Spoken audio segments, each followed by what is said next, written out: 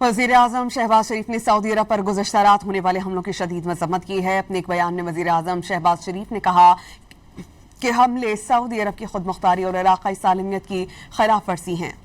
उन्होंने वाज़ेह किया कि पाकिस्तान सऊदी अरब की सलामती के लिए अपनी गैर मुतज़लज़ल हिमायत का आदा करता है। शहबाज शरीफ ने कहा कि हमले खित्ते को अमन और इस्तेहकाम को मज़ीद नुकसान पहुँचा सकते हैं। पाकिस्तान मुश्किल घड़ी में सऊदी अरब के साथ मुकम्मल यकजहती का इज़हार करता है। वज़ीर आज़म शहबाज शरीफ ने सऊदी अरब पर गुज़श्ता रात होने वाले हमलों की शदीद मज़म्मत की है। अपने एक बयान में वज़ीर आज़म शहबाज शरीफ ने कहा कि हमले सऊदी अरब की खुद मुख्तारी और इलाक़ाई सालमियत की खिलाफ वर्जी हैं।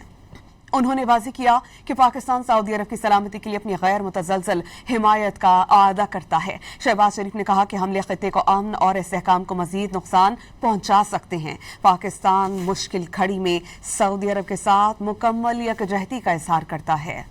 वज़ीर आज़म शहबाज शरीफ ने सऊदी अरब पर गुज़श्ता रात होने वाले हमलों की शदीद मज़म्मत की है। अपने एक बयान में वज़ीर आज़म शहबाज शरीफ ने कहा कि हमले सऊदी अरब की खुद मुख्तारी और इलाक़ाई सालमियत की खिलाफ वर्जी हैं।